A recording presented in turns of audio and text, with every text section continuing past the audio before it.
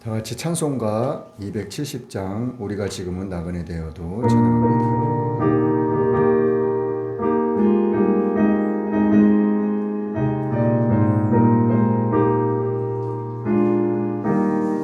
우리가 지금은 나그네 되어도 화려한 천국에 머지않아 가리니 이 세상 있을 때 주 예수 위하여 우리가 힘써 일하세. 주 내게 부탁하신 일 천사도 흠모하겠네. 화목해 하라신 구주의 말씀을 온 세상 널리 전하세. 주 예수 말씀이 온 세상 만민들 흉악한 죄에서 떠나라 하시니 이 말씀 듣고서 새 생명 얻어라. 이 기쁜 소식 전하세. 주 내게 부탁하신 일 천사도 흠모하겠네. 화목해 하라신 구주의 말씀을 온 세상 널리 전하세. 영생의 복락과 천국에 갈 길을 만 백성 알도록 나가서 전하세. 주 예수 말씀이 이 복음 전하라. 우리에게 부탁하셨네. 주 내게 부탁하신 일 천사도 흠모하겠네. 화목해 하라신 구주의 말씀을 온 세상 널리 전하세.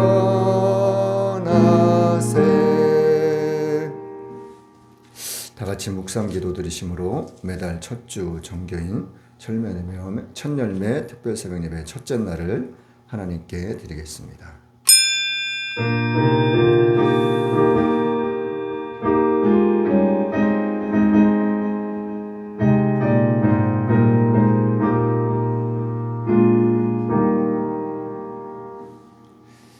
사랑하는 자여, 내 영혼이 잘됨같이 내가 범사에 잘되고 강건하기를 내가 간구하노라. 전능하사 천지를 만드신 하나님 아버지를 내가 믿사오며 그 외아들 우리 주 예수 그리스도를 믿사오니 이는 성령으로 잉태하사 동정녀 마리아에게 나시고 본디어 빌라도에게 고난을 받으사 십자가에 못 박혀 죽으시고 장사한 지 사흘 만에 죽은 자 가운데서 다시 살아나시며 하늘에 오르사 전능하신 하나님 우편에 앉아 계시다가 저리로서 산자와 죽은 자를 심판하러 오시리라. 성령을 믿사오며 거룩한 공예와 성도가 서로 교통하는 것과 죄를 사하여 주시는 것과 몸이 다시 사는 것과 영원히 사는 것을 믿사옵나이다. 아멘. 찬송가 271장 이군곡식 거둘 자가 찬양하겠습니다.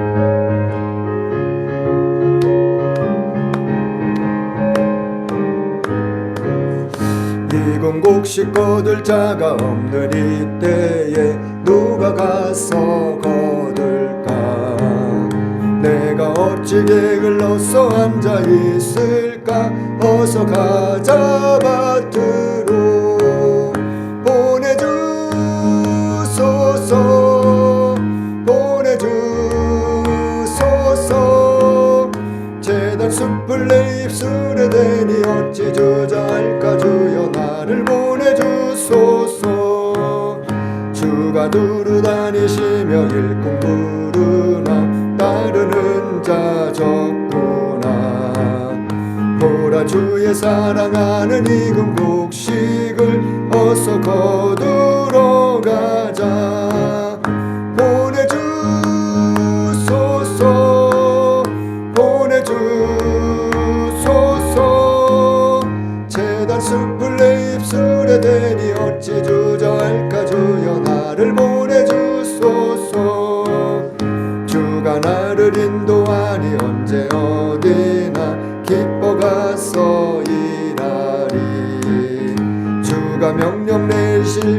능력 받아서 기뻐 거두리로다. 보내주소서 보내주소서. 제단 숯불 내 입술에 대니 어찌 주저할까. 주 나를 보내주소서.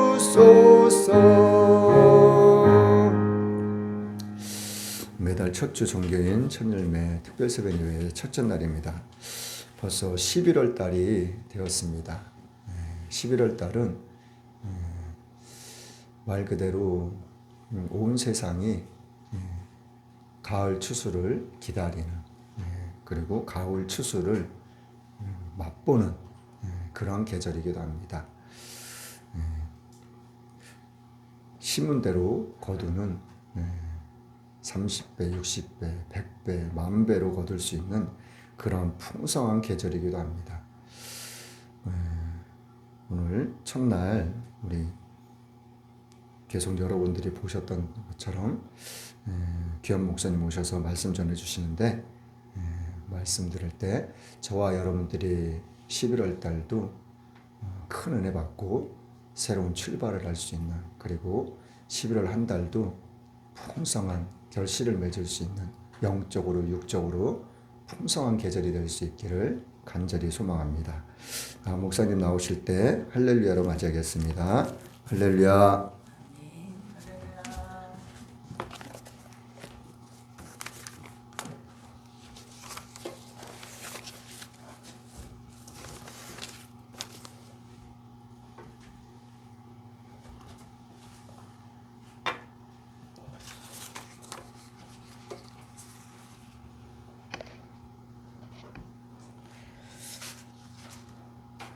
기도하겠습니다.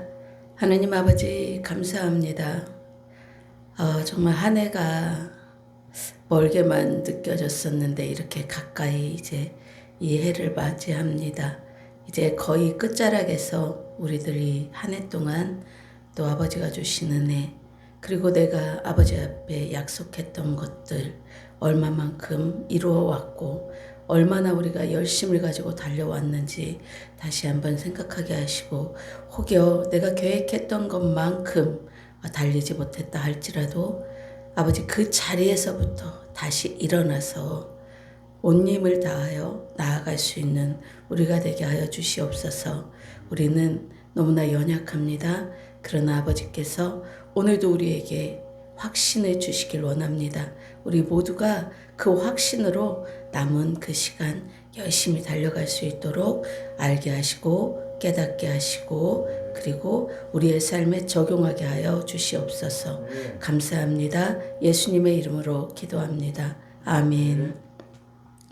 네, 한 해가 너무 빠른 것 같아요. 처음에 할 때는 굉장히 무엇인가를 막 이 연말이 되면 할 수 있을 거라고 생각하고 했는데, 사실은 변한 게 있나요? 있긴 있죠. 있는데 우리가 체감하는 것만큼은 아닌 것 같아요. 그렇지만 그런 시간 하나하나가 모여져서 또 새로운 시간으로 나아가는 거니까, 혹여 내 계획에 10분의 1도 안 됐다 할지라도 너무 절망하지 말고 그 자리에서 다시 일어나서 가는 우리이길 원합니다.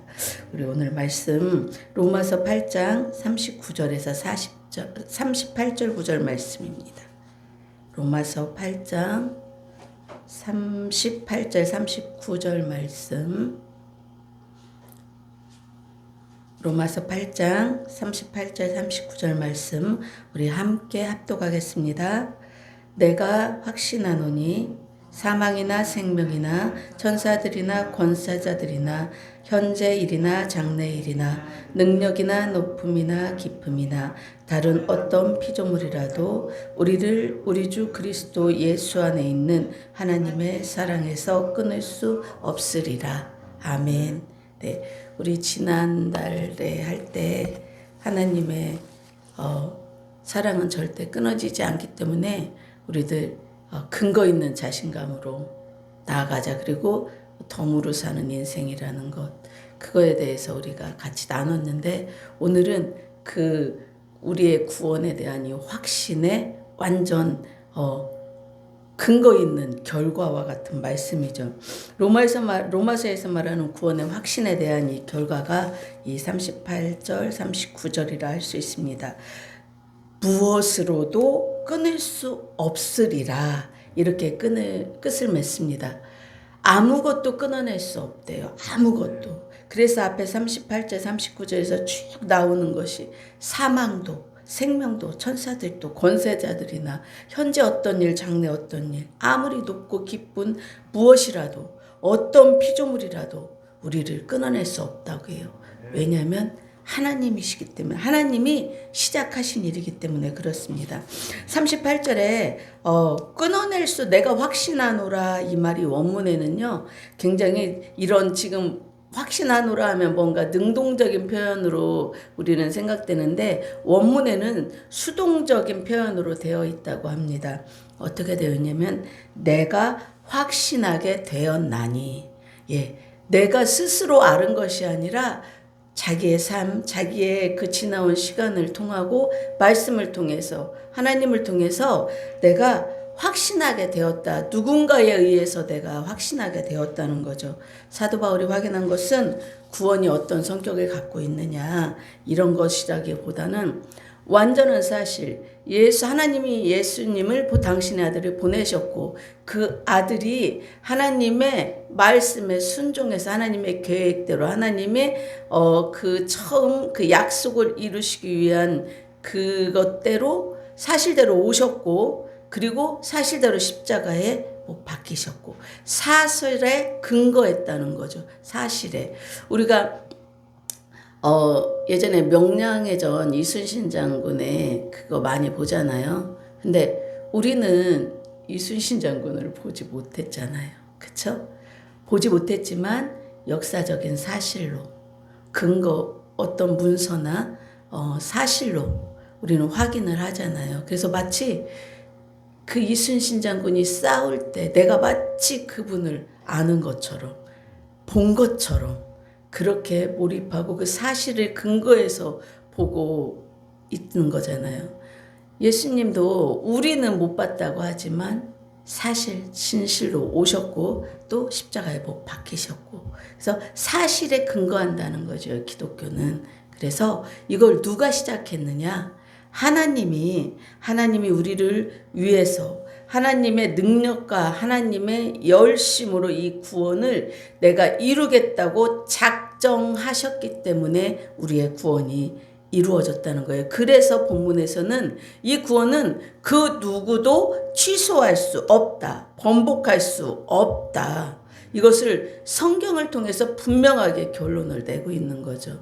이 결론은 우리 인간적인 감정이나 우리의 소원이나 우리의 의지나 이런 문제가 아니라 하나님이 약속한 말씀에 근거한 사실의 결과라는 거죠.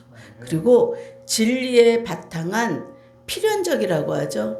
반드시 이루어지는 그런 일의 확인인 겁니다. 그래서 오늘 이 장은 우리가 정말 왜 근거 있는 자신감을 가질 수 있냐?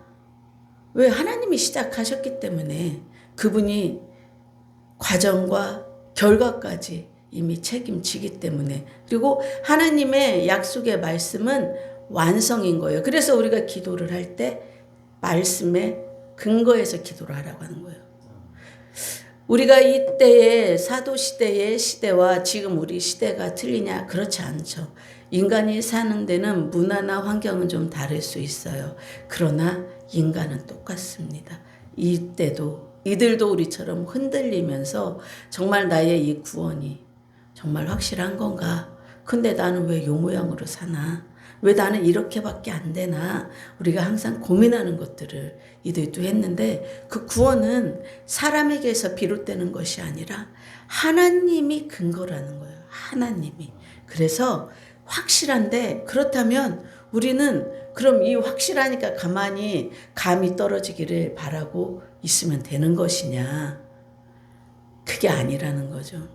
잘못 이해하면 어차피 다 됐는데 뭘 더 노력할 게 있나 이렇게 생각할 수도 있는데 그런 건 아니에요. 우리가 부모가 자녀를 키울 때 그냥 가만히 두고 조금 뭔가를 교육하고 기다려주는 것은 스스로 할 때까지, 스스로 할 수 있을 때까지 부모가 도와주고 기다려주는 거지, 아무렇게나 살으라고 그냥 자유롭게 놔두는 게 아닌 것처럼, 우리에게 하나님은 우리가, 하나님이 우리에 대한 구원의 확신의 근거는 하나님이 근거인데, 우리가 스스로 그걸 알고 더 나은 사람, 하나님이 기뻐하는 그 자리에 이르기까지 우리를 인도하신 거죠. 우리가 순종하기를 원하시는 거죠. 근데 우리가 할 수 없기 때문에, 우리 혼자 스스로는 할 수 없기 때문에 성령님이 우리와 함께 하시고 영원히 우리의 삶의 나침반, 길잡이가 되시는 거죠. 그래서 우리는 그 성령의 말씀의 음성에 귀 기울이라는 것이 바로 그런 이야기입니다. 우리가 성경을 통해서 하나님을 만나고, 또 우리의 마음 안에 있는 성령님이 우리에게 주시는 생각과 깨닫게 하시는 것, 또 나도 모르게 알아지고, 그리고 말씀이 생각나게 하는 것, 이런 것들을 통해서 우리는 순종함으로 나아가는 거죠. 우리가 예수만 믿으면 만사 형통이다, 잘 될 것이다, 이렇게 생각하죠. 저도 그랬고. 그런데 더 살아가다 보면 다 이게 거짓말인가?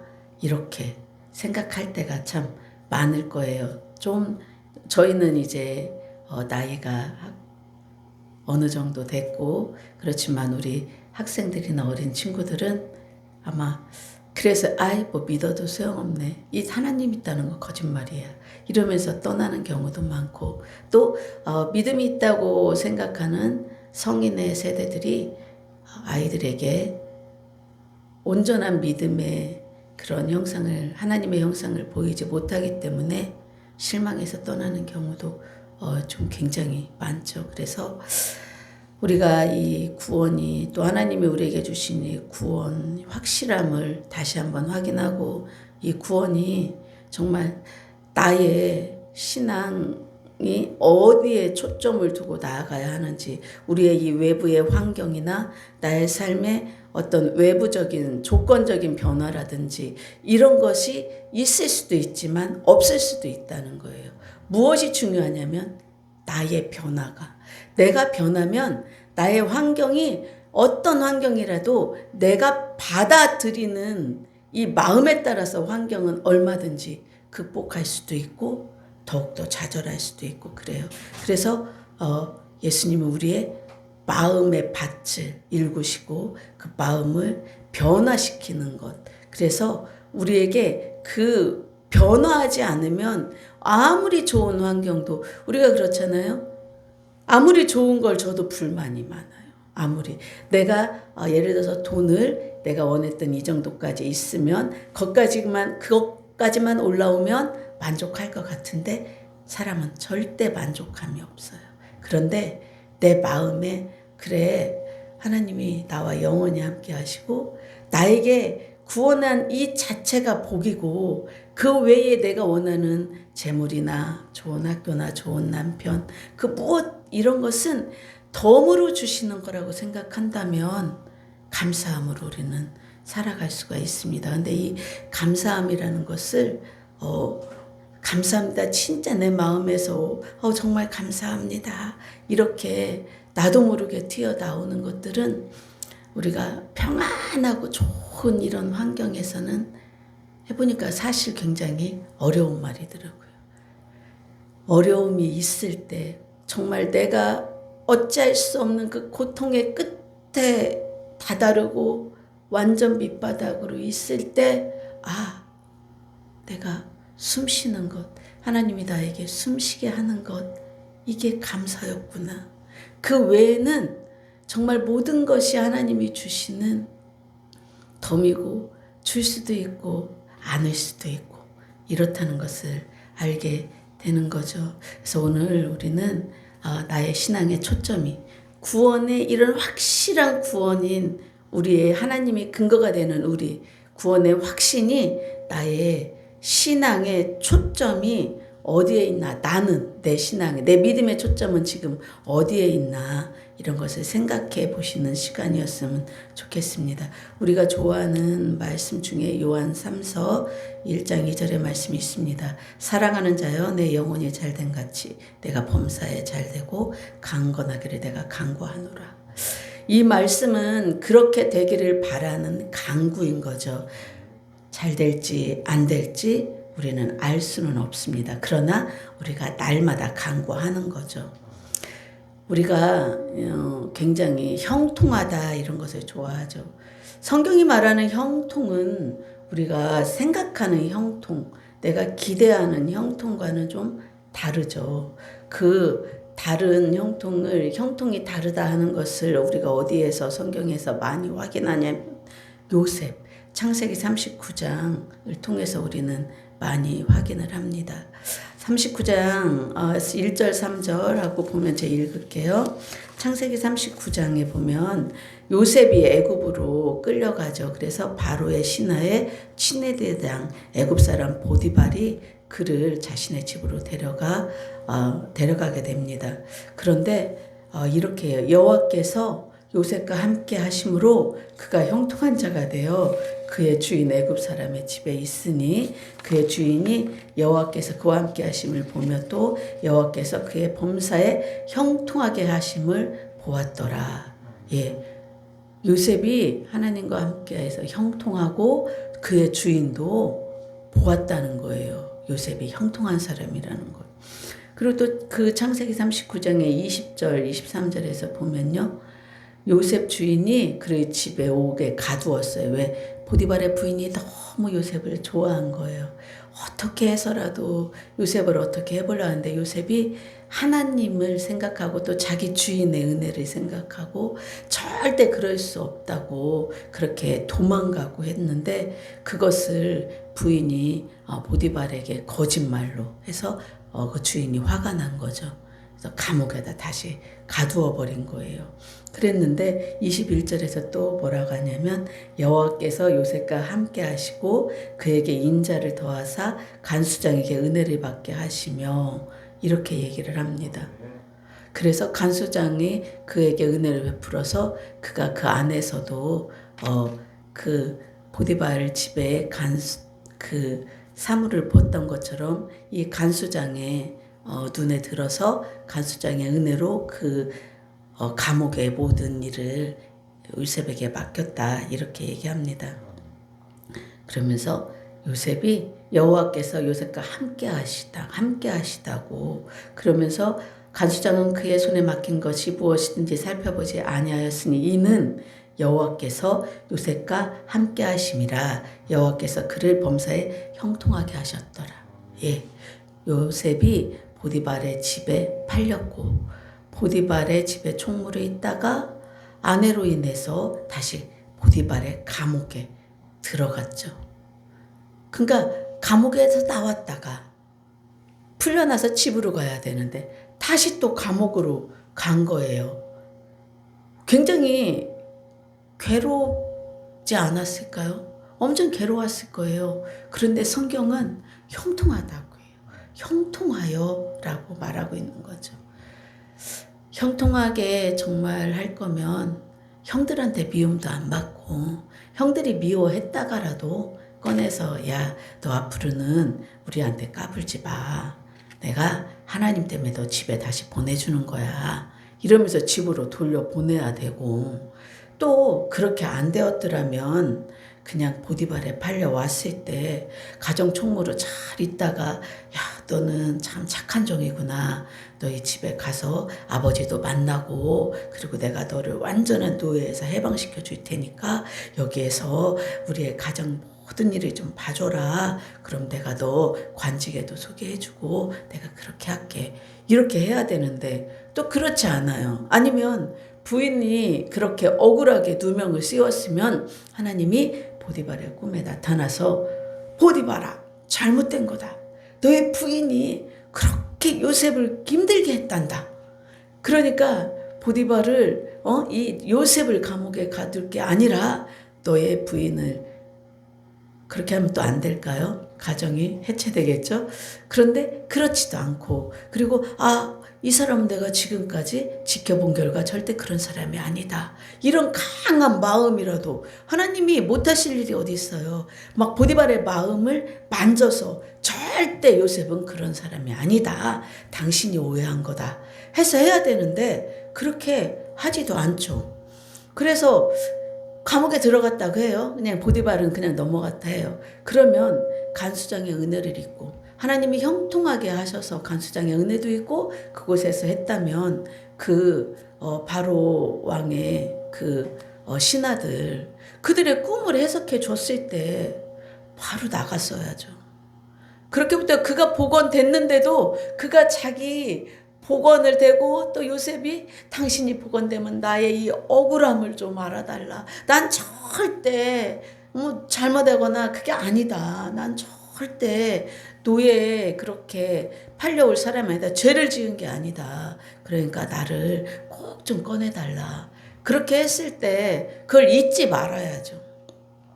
그걸 자기가 복권되고도 몇 년이나 잊어버리고 있다가 나중에 이 요셉을 왕궁으로 데려가거든요. 왕 앞에. 그런 것처럼 우리가 보기에 요셉은 형통하지 않습니다. 그러나 하나님께서는 요셉이 형통하다고 말씀하시는 거예요. 시편에서 뭐라고 하냐면 이렇게 얘기해요. 참 깜짝 놀랄 일이죠. 그가 한 사람을 앞서 보내셨으며 요셉이 종으로 팔렸도다. 요셉이 앞서 애굽으로 종으로 팔렸대요. 그의 발은 착고에 짜고 그의 몸은 쇠사슬에 매었으니 곧 여호와의 말씀이 응할 때까지라. 여호와의 말씀이 응할 때까지 요셉이 그렇게 노예로 있었다는 거죠. 그 말씀이 그를 단련하였도다. 그러면서 뭐라고 하냐면 왕이 사람을 보내어 그를 석방하여 무사람의 통치자가 그를 자유롭게 하였도다. 그를 집의 주관자로 삼아 그의 모든 소유를 관리하게 하고 그의 뜻대로 모든 신하를 다스리며 그의 지혜로 장로들을 교훈하였도다. 이에 이스라엘이 애굽에 들어가며 야곱이 함의 땅에 나그네가 되었도다. 이스라엘 즉 야곱의 70여 명의 그 사람들이 애굽으로 가기 위해서 요셉을 먼저 하나님이 보내셨다는 거죠. 그래서 요셉이 그 애굽 왕, 그 애굽의 총리로 하나님이 세우셨다는 거예요. 무엇을 위해서? 이 이스라엘을 애굽으로 가서 살게 하기 위해서 아브라함에게 하신 약속. 너희의 자손들이 그 이방 나라에서 종으로 있을 것이다. 400년이 지나면 그들이 산 모든 수고의 대가를 가지고 거기서 내가 데려올 것이다. 내가 주겠다고 한 땅으로 데려올 것이다. 400년 훨씬 이후에 하나님이 실제적으로 출애굽을 하시는 거죠. 출애굽을 시키시는 겁니다. 이렇게 요셉을 먼저 보내셨다는 거예요. 그 가족을 위해서. 요셉과 함께 하시면서 형통하게 하신 이유가 이스라엘을 애굽으로 불러내기 위함이었고 그것은 아브라함에게 약속하신 대로 행하는 과정이었다는 것이라고 시편은 말하고 있습니다. 하나님의 말씀에 응할 때까지 요셉이 고생을 합니다. 하나님의 말씀이 이루어지게 하도록 요셉의 삶의 모든 시간을 하나님이 간섭하셨다는 거죠. 하나님의 뜻을 이루시기 위해서 요셉은 그 시간, 하나님이 허락한 시간에 고통스러워했고 또 그 길이 요셉에게는 최선의 길이었다는 거죠. 그래서 하나님은 그와 언제나 함께 하시면서 그에게 형통한 자라는데 형통은 그래서 하나님이 함께 하시는 것이 형통한 거죠. 그러니 우리는 형통한 자입니까? 아닙니까? 형통한 자입니다. 형통한 자. 왜? 하나님이 우리와 함께 하시잖아요. 나와 함께 하시면서 지금 이 자리에 이 새벽 시간에 아무리 부모가 흔들어 깨운다고 해도 이렇게 나올 수는 없습니다. 엄마 아빠가 이때는 꼭 와야 돼. 꼭 일어나야 돼. 이 시간만큼은 꼭 해야 돼. 이렇게 말할지라도 엄마가 해서 듣는 게 아니에요. 우리 다 내 안에 계신 성령님이 그 말씀에 순종하게 또 만드는 거죠. 하나님이 하시는 일이에요. 사람이 아무리 해도 안 돼요. 그리고 사람은 내 자식이 저렇게 피곤해 하는데 조금 더, 그래. 이거 하루 빠진다고 큰일 나는 거 아니야. 자게 놔둬요. 그런데 하나님은 절대 그렇지 않아요. 이 시간이 꼭 필요하기 때문에 얼마나 어찌 보면 고통스러운 시간일 수 있어요. 우리는 믿음의 시간이고 그 믿음이 자라나는 시간이고 이게 하나님 앞에 우리가 올리는 최대한의 감사다 생각하죠. 우리는 그렇게 믿어요. 그렇지만 애기들은 그렇지 않을 수 있죠. 네. 그런데도 불구하고 이렇게 매번 이렇게 한다는 것은 내가 부모가 하는 게 또 아니고요. 하나님이 하시는 거예요. 아빠가 계속 목사님이 계속 이렇게 하고 있는 이유도 하나님이 주시고 또 엄마가 그 시간에 맞춰서 얘들아 일어나야 된다 하고 또 자녀들이 그 시간이 되면 엄마가 일어나라고 할 때 일어나서 함께 오는 것. 이 모든 것들이 하나님이 함께 하시기 때문에 형통하셔서 이 자리에 지금 계신 거예요. 우리는 어디에 가나 무엇을 하나 다 형통하다는 거죠. 그런데 중요한 건 하나님이 하게 하시는 그때 반드시 하나님이 하게 하실 때는 반드시 하게 하시는 이유가 있다는 거죠. 뜻이 있다는 거예요. 그런데 그 뜻은 내가 생각하고 내가 원하는 소원하고는 조금 다를 수가 있어요. 내가 알고 있고 내가 소원하고 있는 이 형통이란 단어도 내가 알고 있고 내가 기대하고 있는 그것과는 다른 것처럼 우리가 소원하고 있고 내가 알고 있는 것과 우리의 삶은 좀 뜻은 좀 다를 수 많이 다르죠. 전혀 다르죠. 전혀 달라요. 우리가 아는 형통은 우리의 환경이 달라져야 하고 예수를 믿으니까 세상이 좀 멋있게 나를 인정해 주어야 하고 와 대단하다 이렇게 해 주어야 하고 나의 삶이 날마다 좀 특별해야 되고 이런 기대감 다 갖고 계시잖아요. 그런데 성경은 하나님이 내 편을 드시고 나를 형통하게 인도한다는 것이 우리가 세상에서 우리의 이 삶의 환경이 변화하고 고통이 면해지고 또 세상이 알아주는 그런 부유함으로 갖고 있다는 게 아니에요. 그리고 우리가 생각하는 것으로 하나님이 나와 함께 하신다. 하나님이 함께해서 형통한 자다. 이런 것을 말해주는 게 아니라는 거죠. 사도 바울이 로마서를 통해서 하는 확신은 하나님과 우리의 관계가 어떠한 관계인지 이것에 대해서 얘기하고 있는 거죠. 하나님과 우리의 관계를 잃어버리면 성경은 하나도 이해할 수 없고 해석이 되지 않아요. 하나님과 우리의 관계가 아버지와 아들, 부모와 자녀의 관계이기 때문에 하나님이 이렇게 적극적으로 우리의 삶에 관여하시는 거죠. 자녀가 삶에 있어 태어나서부터 숨을 멈추는 그 날까지 부모가 부모 아닌 적이 없어요. 부모라는 것은 항상 그 자녀가 70이 돼도 그냥 항상 근심이고 걱정인 거예요. 우리 요양원에서 많이 보죠. 할머니들이 90이 되고 자녀가 70이 되고 60 후반이 돼서 면회를 오잖아요. 오면은 당신이 점심을 먹는 시간에 자녀가 오기도 해요. 그러면 먼저 뭘 물어보면 인지가 있는 어르신은 밥 먹어라. 이리 와라. 밥은 먹었냐. 하면서 또 깜짝 놀랐어요. 당신이 점심때 밥을 먹어야 하는데 자녀가 엄마 내가 오늘 몇 시경에 갈 거예요. 점심시간이 이렇게 걸쳐 있잖아요. 세상에 밥만 먹고요. 식사를 밥만 하시는 거예요. 왜 다 안 드세요? 그랬더니 우리 아들 오면은 먹이려고 한대요. 아우 다 드시고 오세요. 그래도 아니래요.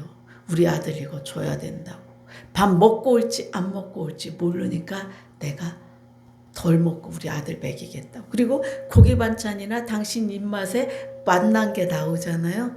그 반찬도 남기고 아들이 오면 다른 거 할 거 없어요. 옆에 앉혀가지고 밥도 먹이고 막 젓가락으로 떠서 반찬을 먹이시는 거예요. 그 노인이. 세상에. 그래서 그때 또 알았어요. 우리는 말로는 엄마가 네가 아무리 나이 먹고 내가 90되고 네가 70되고 내가 100세 되고 네가 80이 되어도 아이는 항상 자녀는 항상 애기다. 이렇게 어르신들이 많이 말씀하시는데 그런 것들을 우리가 그 나이가 안 됐잖아요. 우리가 60, 70이 안 됐잖아요. 또 내가 60, 70이 되면 우리 엄마 아빠는 벌써 지금도 안 계신데 그렇게 장수하시면 좋겠지만 그렇지 못하는 분도 많으시죠. 그런데 그 나이가 되어도 우리는 항상 애기래요. 그래서 항상 너 무엇은 하고 있니? 어떤 일은 잘 되고 있니? 어떻게 하고 있니? 사이가 안 좋으면 그 친구하고 사이는 어떠니? 그 네 동생하고는 화해했니? 죽을 때까지 항상 그 인생의 모든 것에 당신이 기억하고 있는 어렸을 때의 그 상황, 그거를 계속 기억하시면서 바른 길로 가게. 동생이랑 싸우면 안 된다. 잘 돌봐주어야 한다. 언니 오빠 말 잘 들어야 된다. 이렇게 항상 자기가 기억하고 있는 그 안에서도 항상 하시는 거예요. 그런 것처럼 부모와 자녀는 그런 관계죠. 부모는 자녀의 인생에 관여하지 않을 수가 없어요. 자녀는 이제 내가 성인이 됐으니까 내 맘대로 살게 두라 하지만 20대 성인이 되었다고 해서 네 맘대로 살아라 하고 말 한마디도 안 하는 부모 있습니까? 절대 없습니다. 부모는 그렇지 않아요. 그런 것처럼 하나님이 우리의 아버지, 우리의 부모기 때문에 절대 가만히 계실 수 없는 거예요. 그 삶에 많은 것을 관여하신다는 것은 뭐예요? 우리가 그만큼 잘못된 선택, 하나님이 기뻐하시지 않고 그 길로 가면 안 되는 그 길로 가려고 우리의 마음이 자꾸만 움직인다는 거죠. 그러니까 하나님은 자꾸 우리의 삶에 간섭하시는 거예요. 그 간섭이 내가 하고자 하는 일이 실패하는 것이 그래서 감사가 되는 거예요. 왜? 그게 성공했으면 더 안 좋은 결과를 가져올 수도 있는 게 확실히 많기 때문에 그걸 막는 거거든요. 아니면 한 번에 얻는 것이 아니라 돌고 돌아서 얻어야만이 그 값진 것을 알고 절대 빼앗기지 않을 수 있기 때문에도 우리는 돌고 돌죠. 그래서 우리에게는 고난이 있는 거죠. 그렇게 우리를 사랑하시기 때문에 우리를 하나님이 기뻐하시고 하나님이 함께 하시는 그 영원의 자리에 함께 가기까지 우리를 간섭하신다는 거예요. 왜? 우리의 부모이기 때문에. 그래서 우리가 하나님의 은혜와 사랑 안에 있는 것을 우리는 그것으로 확신해요. 왜? 나의 나의 아버지이기 때문에. 나와 피를 나눈 형제보다도 더 확실한 나의 아버지이기 때문에. 무슨 하나님이 내 아버지야 얘기하잖아요. 아니요. 아버지죠. 그 아버지라는 그 믿음, 그 관계가 깨지면 성경에서 말하는 건 하나도 우리는 믿을 수가 없어요. 이해할 수도 없고 믿을 수가 없어요. 근데 성경은 계속해서 우리에게 하나님이 내가 너의 아버지다. 하나님은 그렇게 얘기하시잖아요.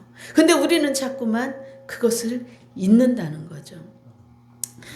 그래서 우리에게 어떤 슬픔과 고통이 있을지라도 하나님이 싫어하거나 하나님이 외면하는 일은 할 수 없다는 신앙 싸움이 우리에게 있어야 한다는 겁니다. 지금 우리에게 그런 싸움이 있습니까? 이 자리에 이 시간 안에 오늘 이 자리에 있기까지 그 갈등 일어날까 말까. 내가 한 번만 아빠한테 어떻게 잘 얘기해볼까? 엄마한테 잘 한 번만 해볼까? 아프다고 들어 누울까? 별의별 생각을 다 하면서도 그 갈등 속에서도 이 자리에 있는 게 거룩한 갈등인 거예요. 그러니까 그 갈등 속에 이 자리에 있다는 거죠. 그러니까 그런 것도 이런 정당한 이런 신앙의 싸움 끝에 승리하신 거죠. 이 자리에 있는 것은 승리하신 거예요. 나의 몸은 고통스럽고 힘들지만 그럼에도 불구하고 하나님이 기뻐하시는 이 일을 내가 해야 되겠다.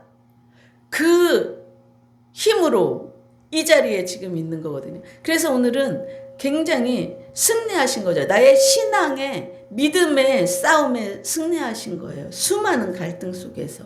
이렇게 하나님은 우리를 그렇게 끌어가신다는 거죠. 근데 우리는 나의 욕심을 위해서 기도하고 나의 행복의 기준을 하나님에 두는 것이 아니라 내가 원하는 것에 두고 또 나의 신앙이나 남의 신앙을 그냥 우리 눈에 보이는 것으로 그가 열심히 하면 저 사람은 신앙이 좋구나. 열심히 하면 내 눈에 보이는 것으로 우리가 판단하는 경우가 너무나 많은 거죠.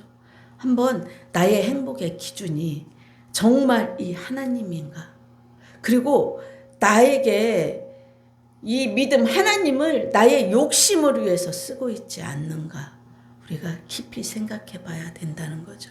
우리가 어떤 기도를 하고 있나? 내 기도하는 것을 녹음해서 내가 들어보면 내가 이런 기도를 하고 있었구나. 하나님을 나의 소원을 이루는 내 원하는 뜻을 이루는데 하나님을 이용하고 사용하고 있었구나. 이용하고 있었구나. 쓰고 있었구나. 그렇게 알 수가 있죠. 내가 하는 기도를 한번 녹음해 보셨나요? 아직 안 해보셨죠? 우리가 그냥 막 그거 내가 녹음하니까 잘해야지 이렇게 하지 마시고요.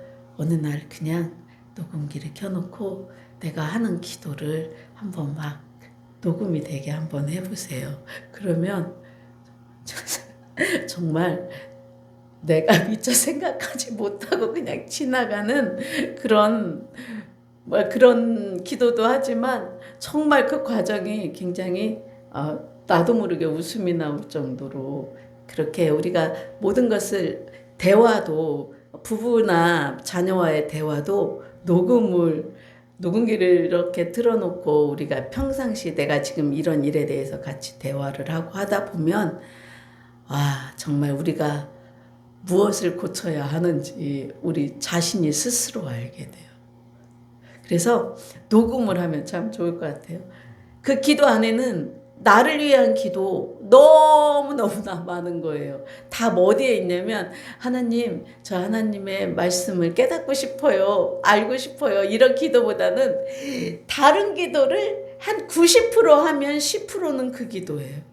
90%는 다 나를 위한 거, 내 가정을 위한 거, 그리고 이 땅에서 먹고 살고 사람들이 보기에 내가 좀 멋져 보이고 하는 그런 것들, 세상에 갖는 가치관들의 그 모든 것들이 90%라고 한다면 하나님이 기뻐하시는 기도 10% 하면 많이 하는 거더라고요. 녹음해 봐야 합니다. 이렇게 우리가 우리의 이 하나님이 주시는 이 신앙, 이 기쁨, 이 믿음 이런 것들을 욕심으로 많이 구한다는 거죠. 그래서 우리가 내가 기도하는 대로 하나님은 내 기도를 들어주시지 않아. 좋은 거죠. 내 기도가 하나님의 뜻에 합당한 기도면 안 될 리가 없어요. 안 될 리가 없어요. 지금 당장은 되지 않아도 훗날 된다 해도 그것에 분노가 일어나지는 않아요. 그런데 어떤 분들은 내가 그렇게 열심히 하고 열심히 기도했는데 그걸 안 들어주면서 분노가 올라와요. 원망과 분노가 올라와요. 그거는 아닌 거죠. 내가 열심히 하게 하는 근원도 하나님이죠. 하나님이 하시지 않으면 이 자리에 없는 것과 같이 내가 열심을 내서 열심히 선교 구제하고 뭔가를 열심히 섬겼다면 하나님이 주신 선물로 한 거예요. 은사죠. 하나님이 주신 걸로 해놓고는 마치 내가 스스로 나는 무엇이든지 잘할 수 있어서 내가 열심히 한 것이 내가 자신이 근거가 된 것처럼 하니까 분하고 억울한 거죠. 그래서 만약에 내 기도를 했는데 내 기도가 이루어지지 않았어? 분노가 올라온다면 그것은 하나님 뜻과는 전혀 관계가 없는 내가 주인이 된 그런 기도라고 생각하시면 됩니다. 더구나 또 우리의 행복은요, 모든 것들이 하나님과의 관계 안에 있어요. 내가 하나님으로 채워지지 않으면요, 세상에 그 무엇 아무리 많은 것을 준다 해도 우리에게 행복이 없습니다. 그래서 이 모든 것들은 하나님과 우리의 관계가 원만하고 또 나를 붙잡으신 은혜의 손길이 거두지 않는 데서 확인이 되어야 한다는 거죠. 우리가 매일 실패하고 실수한다고 해서 내 자신도 그렇고 주변에서도 쟤는 어쩜 하는 게 저렇게 뭐든지 안 될까? 쟤는 안 되는 애인가 봐. 이렇게 말로써 탁 묶어버리는 경우도 굉장히 많습니다. 그런데 우리가 서로 그런 말을 듣는다 할지라도 그것은요, 아직 그 시간, 그때 요셉에게 허락하셨던 고통의 때, 실패의 때, 그때가 아직 아니, 그 시간을 지나야 되는데 아직 그 시간 안에 있기 때문인 건데 우리는 기다리지 못하니까 자꾸 눈에 보이는 결과가 아닐 때에는 실패했다고 하고 너는 역시 안 된다. 그럴 줄 알았다. 네가 하는 일이 하나도 제대로 된 일이 없다. 이렇게 말을 하게 됩니다. 저도 우리 엄마 아빠한테 그런 말도 들었고 저도 내 자녀에게 그런 말을 했던 적도 있습니다. 지금은 어떤 말 한마디를 할 때도 굉장히 생각을 하게 돼요. 내가 하는 말이 저 아이가 어떻게 받아들일까? 저는 그냥 사랑이 있어서 하는 말이지만 받는 사람이 그걸 어떻게 받느냐 굉장히 중요한 거잖아요. 아무리 좋은 말을 해도 받는 사람이 좋게 받아들이지 않으면 그것은 독이 되는 말이더라고요. 그래서 항상 생각을 하고 걱정을 하고 혹여 그렇게 했다면 빨리 방향 전환을 하죠. 빨리 바꿔서 다시 얘기를 하게 되죠. 이렇게 우리들이 하나님을 생각하고 또 하나님과의 관계, 하나님이 나를 어떻게 대하시고 계시는가, 그거에 대한 인격적인 관계 안에서 우리가 모든 사람들과의 관계도 이루어지죠. 그런 모든 것들이 우리의 이런 행복이 되어야 한다는 거죠. 돈이 많고 큰 집에 있고 내 자녀가 잘 되고 남편이 잘 되는 거 물론 행복하죠. 그러나 그런 행복은 그 상황이 사라지면 불행이 돼버리잖아요. 내가 돈이 많은 게 행복이었는데 돈이 없어져 버리면 어떻게 돼요? 불행한 거잖아요. 그런데 하나님은 예전에도 지금도 앞으로도 절대 그분의 말씀은 변하지도 않고 그분의 마음은 절대 변하지 않아요. 오직 그분만이 변하지 않아요. 그래서 예수님이 우리의 마음을 변화시키려고 십자가에 못 박히시고 우리와 함께 하시는 거지. 그렇지 않으면 우리에게 천만금을 주시지 않았을까요? 우리가 원하는 대로. 근데 그거로 사라지는 게 아니기 때문에 하나님의 말씀으로 살아야 된다고 하시는 거잖아요. 그래서 우리는 어떤 어려움을 당해도 그것이 나를 하나님이 붙잡으시는 은혜의 손길이다. 은혜의 시간이다. 이렇게 확인하셔야 된다는 거죠. 우리가 그렇게 하지 못하면 우리는 날마다 우는 날밖에 없습니다. 하나님께서 우리에게 성경을 주시고 우리를 끊임없이 이렇게 말씀을 통해서 이 예배를 통해서 설득하고 계시는 거죠. 나는 어떤 사람인지 알아? 하나님은 어떤 분이신가? 하나님이 무엇을 좋아하시는가? 하나님이 무엇을 싫어하시는가? 우리를 끊임없이 설득하시는 것이 바로 이 예배의 시간입니다. 우리의 신앙은 결국 하나님을 아는 것에서 시작합니다. 어떤 관계인지 알 때에 우리의 신앙은 다져지고 자라날 수 있다는 거죠. 이것이 우리의 신앙의 내용이고 우리가 얻은 구원입니다. 또 우리가 죽는 날까지 연습해야 되고 죽는 날까지 알아가야 된다는 거죠. 하나님을 아는 것이 신앙의 시작이기도 하지만 우리 신앙의 모든 전 과정이 바로 하나님을 알아가는 과정이죠. 알수록 성장하는 겁니다. 마치 우리가 초등학교에 들어가서 1학년이 되고 2학년이 되고 3학년이 되고 그 과정을 거쳐서 갈 때 점점점 알미 늘어나는 거잖아요. 그런 것처럼 하나님에 대해서 아는 것, 이런 것들이 쌓여갈 때 비로소 우리의 믿음은 자라죠. 그래서 믿음은 일시에 한 번에 깊어지고 자라는 것은 아닙니다. 그리고 우리가 오늘 이 땅에서 사는 것은 정말 보물의 밭이에요. 보물밭. 왜냐면 우리가 사는 삶 모든 시간 하나하나가 금과 같은 시간인 거죠. 우리가 지금 이 땅에서 해야 될 일, 뭐 어디에 찾아가서 할 일도 아니에요. 우리 각자가 있는 자리에서 해야 될 일이 지금 너무나 많은 거죠. 사방천지가 보물투성이라는 거예요. 누구에게 하나 마음을 더 내놓는 것도 하나님 앞에 우리는 보물을 쌓는 거고요. 좀 배고픈 사람을 먹이는 것도 우리는 지금 보물을 쌓고 있는 거고요. 누군가를 위해서 열심히 애절하게 기도해 주는 것, 이런 것도 우리는 보물을 쌓고 있는 거예요. 내가 잘 사는 것, 믿지 않는 그들이나 하나님을 떠난 그들이 하나님 앞에 돌아오게 하고 믿지 않는 그들을 다시 하나님 방향으로 서게 하는 것, 그런 삶으로 내가 살아가는 것, 이것도 지금 보물을 하나님 앞에 하늘에 쌓는다는 거죠. 그래서 우리는 오늘 숨쉬고 있는 오늘 이 지금 상급을 쌓아가고 있는 거죠. 보물밭에서 살고 있는 거예요. 그런데 우리가 그걸 보물로 모른다는 사실입니다.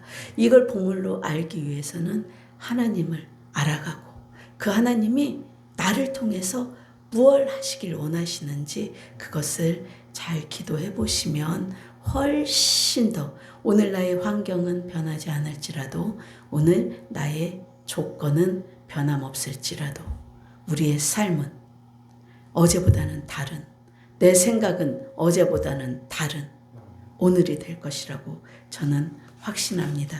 그런 확신을 가지고 우리가 살아갈 때에 우리들의 모든 삶은 행복에 있고 또 나의 신앙의 중심이 하나님에서부터 비롯된다. 내가 실패해도 이건 실패가 아니다. 내가 성공해서 내가 성공한 것 같지만 이 또한 또 성공이 아닐 수 있다. 언제나 하나님이 나에게 무엇을 원하시고 무엇을 기뻐하시며 무엇을 위해서 나를 구원하셨는가. 그리고 나를 이렇게 구원이 얼마나 확실한가, 절대 끊어지지 않는가를 계속 가르치시는 이유가 무엇인가. 이것을 생각하시고 그 답을 찾아가신다면 어떤 환경에서도 오늘의 이 기쁨, 이 행복을 놓치지 않을 것입니다. 그렇게 되는 저와 여러분이 되길 간절히 원합니다. 기도하겠습니다. 하나님 아버지 감사합니다. 하나님의 사랑은 정말 끊어지지 않습니다. 절대 우리를 놓지 않으신다고 합니다. 우리에게 날마다 너의 구원이 어떤 구원인가, 구원의 확신을 날마다 강조하시는 것도 내가 너와 함께한다. 내가 영원히 너와 함께한다. 네가 아무리 힘들고 어려운 일에 닥칠지라도 절망하지 말아라 하시는 하나님의 음성임을 우리는 압니다. 아버지 오늘 그걸 더욱더 확신하게 하시고 또 그 확신으로 나아갈 수 있도록 우리의 믿음이 흔들리지 않도록 그리고 곁길로 가지 아니하고 넘어질지라도 다시 일어나 앞을 보고 걸어 나아갈 수 있도록 도와주시옵소서. 오늘도 이 시간 함께하여 주심에 감사하며 우리 주 예수님의 이름으로 기도합니다. 아멘. 우리 찬송가 35장 속죄하신 구세주를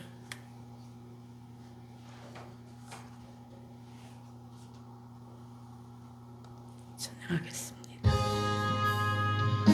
정죄하신 구세주를 내가 찬송하리라.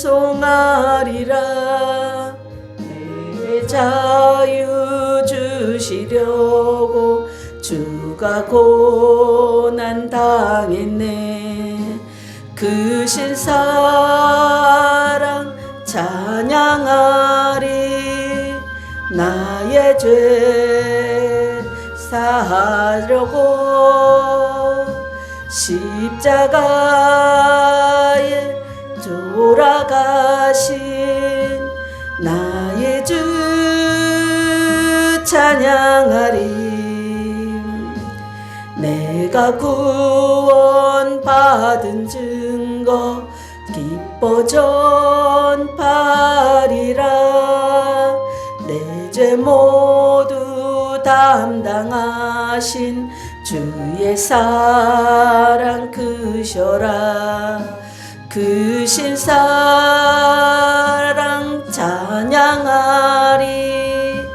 나의 죄 사려고 십자가에 돌아가신 나의 주 찬양하리.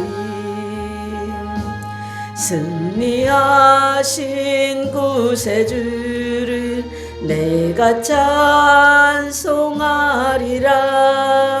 죄와 죽음 지옥 권세 주가 모두 이겼네. 그 신사랑 찬양하리. 나의 죄 사려고 십자가에 들어가신 나의 주 찬양하리. 고마우신 구세주를 내가 찬송하리라. 죽음에서 생명으로 나를 인도하셨네. 그 신사랑 찬양하리. 나의 죄 사려고 십자가에 돌아가신 나의 주 찬양하리. 아멘. 주기도문으로 예배를 마치겠습니다. 하늘에 계신 우리 아버지여, 이름이 거룩히 여김을 받으시오며 나라가 임하옵시며 뜻이 하늘에서 이룬 것 같이 땅에서도 이루어지이다.